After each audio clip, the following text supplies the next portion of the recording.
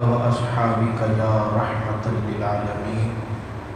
اللہ رب العزت کی دی ہوئی توفیق اور فضل و کرم کے ساتھ آج سورہ اعراف کی تلاوت مبارکہ ہوئی۔ اللہ تعالیٰ ہمارا پڑھنا، آپ کا سننا اپنی بارگاہ کے اندر قبول و منظور فرمائے۔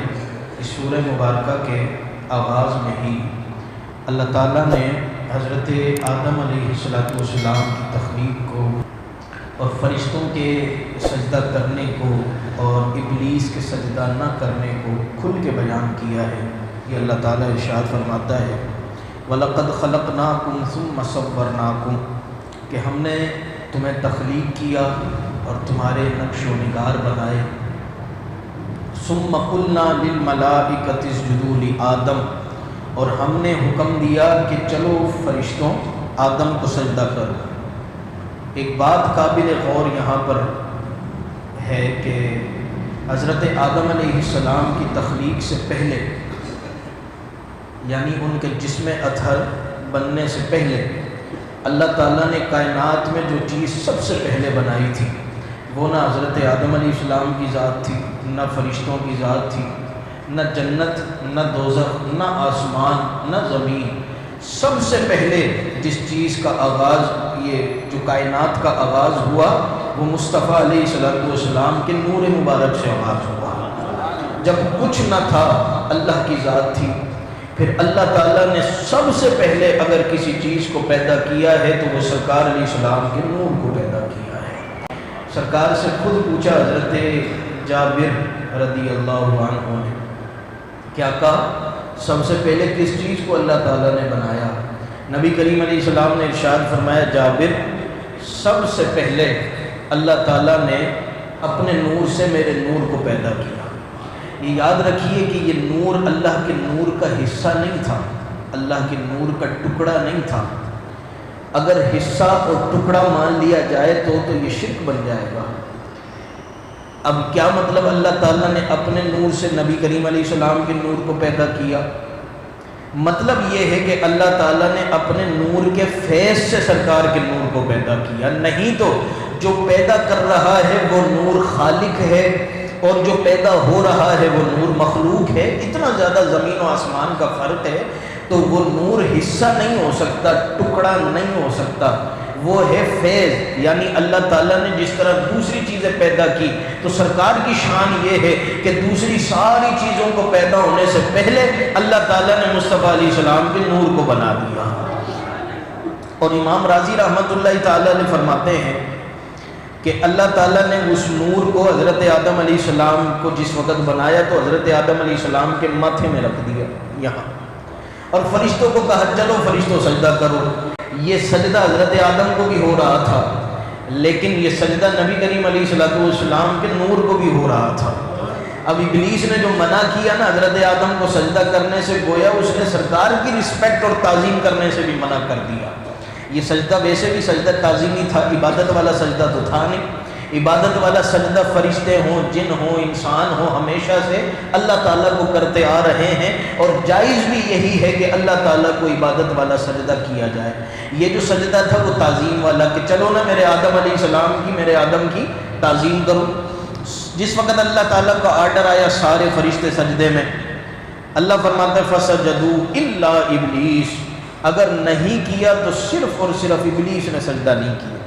لم یکن من الساجدین، وہ نہیں ہوا سجدہ کرنے والوں میں سے۔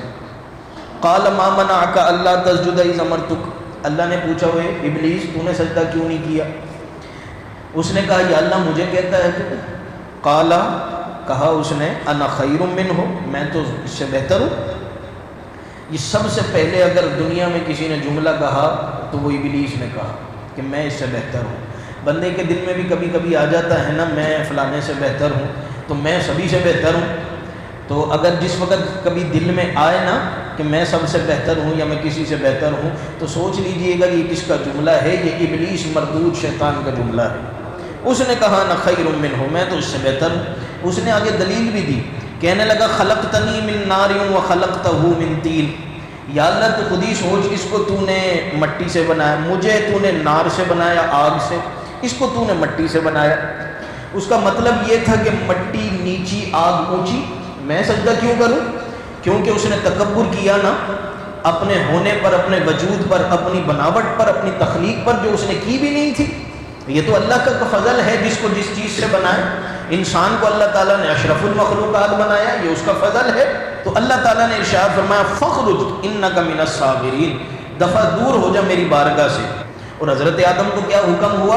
وَيَا آدَمُ اسْكُنْ أَنْتَ وَزَوْجُكَ الْجَنَّةَ، تم اور تمہاری بیوی رہو جنت کے اندر۔ فَكُلَا مِنْ حَيْثُ شِئْتُمَا، جو چیزیں چاہو وہ کھاؤ۔ وَلَا تَقْرَبَا هَٰذِهِ الشَّجَرَةَ، بس وہ جو ایک درخت ہے اس کے قریب نہیں جانا۔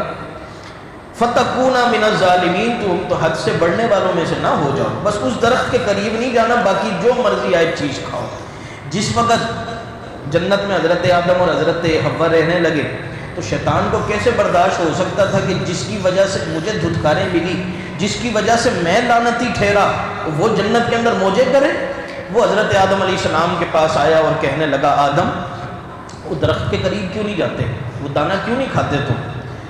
حضرت آدم نے کہا اللہ نے روکا ہے نا اس لیے۔ کہا میں بتاؤں اللہ نے کیوں روکا ہے؟ کہا کیوں؟ اس نے کہا شیطان نے کہ اللہ تعالیٰ کا پروگرام تمہیں یہاں سے نکالنے کا ہے، اور اللہ نے اس دانے میں یہ خاصیت رکھی ہے جو یہ دانہ کھائے گا سدا جنت میں رہے گا، اس لیے اللہ نے روکا کہیں تم یہ کھا نہ لو اور جنت میں رہ نہ جاؤ۔ حضرت آدم نے کہا وہ ابلیس مردود، کیسے ہو سکتا ہے اللہ تعالیٰ ایسے بات سوچے بھی صحیح۔ اس نے کہا میں تمہارا دشمن ہوں کوئی؟ وَقَاسَمَهُمَا إِنِّي لَكُمَا لَمِنَ النَّاصِحِينَ، اس نے اللہ تعالیٰ کی قسم اٹھا کر یہ جملہ کہا۔ اور یہاں سے یہ بھی پتہ لگا جھوٹی قسم جو اللہ کے نام کی کھائی وہ بھی سب سے پہلے شیطان نے کھائی ہے۔ جو لوگ جھوٹی قسمیں کھاتے ہیں وہ شیطان کی پیروکار ہیں۔ خیر اس نے جس وقت اللہ کا نام لیا اللہ تعالیٰ نے بھلا ہی دیا حضرت آدم کو کہ اللہ نے روکا بھی تھا، بھول گئے حضرت آدم، اور وہ دانہ کھا لیا۔ جس وقت دانہ کھایا وہ جسم کے جو کپڑے وپڑے تھے وہ سب اتر گئے اور جنت کے پتوں سے اپنا جسم چھپانے لگے۔ اللہ نے پوچھا آدم میں نے روکا نہیں تھا، تم نے دانہ کیوں کھایا؟ میں نے روکا تھا نا، کوئی بات نہیں کی۔ حضرت آدم علیہ السلام نے ہاتھ جوڑے، توبہ کی ریکویسٹ پیش کر دی اور کہنے لگے ربنا ظلمنا انفسنا وَإِن لَّمْ تَغْفِرْ لَنَا وَتَرْحَمْنَا لَنَكُونَنَّ مِنَ الْخَاسِرِينَ، رب العالمین معاف کر دے، غلطی ہو گئی، گناہ ہو گیا، ظلم کر بیٹھا ہوں۔ اچھا وہ کہہ سکتے ہیں گناہ ہو گیا، ہم نہیں کہہ سکتے، ہم اولاد ہیں نا، یہ فرق ہوتا ہے اولاد کا اور باپ کا۔ اور ویسے بھی گناہ وہ ہوتا ہے، کئی لوگوں کی عادت ہوتی ہے نا جس وقت کوئی غلطی ہو جائے گناہ ہو جائے تو کہہ دیتے ہیں جی حضرت آدم سے بھی تو ہو گیا تھا نا، کیا ہوا ہم نے کر لیا تو، وہ ایسے نہیں کہتے۔ گناہ وہ ہوتا ہے جو جان بوجھ کے کیا جائے۔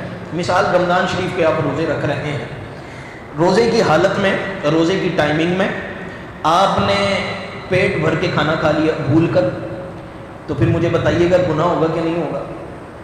ہیں نہیں ہوگا، کیوں؟ بھول گئے تھے نا۔ اور جان بوجھ کر ایک دانہ کھا لیں، اب گناہ ہوگا کہ نہیں؟ گناہ ہوگا، کیوں؟ جان بوجھ کے کیا ہے نا۔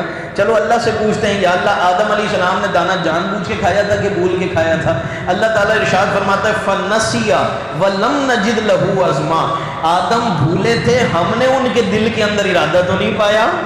اور جس وقت اللہ فرما دے کہ میں نے ان کے دل میں ارادہ نہیں پایا، اس سے بڑی دلیل اور کیا ہوگی؟ ویسے بھی یہ قسمت کے فیصلے تھے، اگر وہ دانہ نہ کھاتے تو یہ دانے کہاں سے آتے؟ وہ دانہ نہ کھاتے تو پھر ہم کہاں سے آتے؟ یہ قسمت کے فیصلے تھے۔ خیر حضرت آدم علیہ السلام نے کہا رب العالمین معاف کر دے، اللہ نے زمین پر اتار دیا۔ 100 سال گزر گئے یہی پڑھتے پڑھتے ربنا ظلمنا انفسنا وَإِن لَّمْ تَغْفِرْ لَنَا، 200 سال گزر گئے یہی کہتے کہتے، اللہ نے پوچھا ہی نہیں۔ 300 سال کا عرصہ گزر گیا حضرت آدم علیہ السلام کو توبہ کرتے ہوئے رب العالمین معاف کر دے، رب العالمین معاف کر دے۔ پتہ یہ لگا کہ توبہ کرتے رہنا چاہیے، ہمارے ابا جی ہمیں سکھا کر گئے ہیں توبہ کرتے رہنا چاہیے۔ ایک دن حضرت آدم علیہ السلام کو یاد آیا، کتنے سال روتے رہے؟ اللہ نے پوچھا ہی نہیں۔ ایک دن یاد آیا، اور یاد کرانے والا اللہ ہی تھا، اچھی باتیں دل میں اللہ ہی ڈالتا ہے۔ یاد آیا اور فٹ حضرت آدم علیہ السلام نے کہا رب العالمین تجھے محمد کا واسطہ ہے مجھے معاف کر دے۔ اللہ نے پوچھا من محمد، آدم یہ محمد کون ہے جس کا تو واسطہ دے رہا ہے؟ حضرت آدم نے عرض کی رب العالمین جس وقت تو نے میرا جسم بنایا، روح پھونکی، میرے جسم میں جان آئی میں نے سب سے پہلے تجھے کیا سجدہ، اور سجدے سے جیسے ہی اپنا سر اٹھایا نا میں نے عرش کے پائے پر لکھا پایا لا الہ الا اللہ محمد الرسول اللہ۔ رب العالمین میں اسی وقت سمجھ گیا تھا کہ یہ نام والا تجھے بڑا پیارا، جس کا نام تو نے اپنے نام کے ساتھ جوڑ کر لکھا ہے، بیچ میں حرف بھی نہیں رکھا، یا اللہ اس نام والے کا صدقہ میری توبہ کو قبول کر لے۔ اللہ تعالیٰ نے ارشاد فرمایا آدم پیارے یہ نام والا مجھے اتنا پیارا، اگر یہ نام والا نہ ہوتا میں نہ زمین بناتا، نہ آسمان بناتا، نہ جنت بناتا، نہ دوزخ بناتا، نہ فرشتے بناتا، نہ جنات بناتا۔ آدم پیارے لولاہ لما خلقتک، اگر یہ نام والا نہ ہوتا نا تو میں تجھے بھی پیدا نہ کرتا، اگر تو نے اس کا واسطہ دیا ہے مجھے تو جا آج میں نے تیری توبہ کو قبول کر لیا ہے، میں نے تیری توبہ کو قبول کر لیا ہے۔ پتہ لگا سرکار کا نام مشکلوں کے اندر کام آتا ہے، سرکار کا نام لو نا تو مشکلیں حل ہوتی ہیں۔ یوں ہی نہیں ہمارے بزرگ کہہ گئے کہ مشکل جو سر پہ آ پڑی تیرے ہی نام سے ٹلی، مشکل کشا ہے تیرا نام، آقا تم پر درود اور سلام پڑھیے، صلی علی نبینا صلی محمد صلی علی شفیعنا صلی علی محمد۔ مسلمان اگر کوئی مشکل آ جائے گھبرانا نہیں، سرکار کا نام لینا اور سرکار کے نام سے دعا مانگنا، اللہ تعالیٰ دعاؤں کو قبول فرمانے والا ہے۔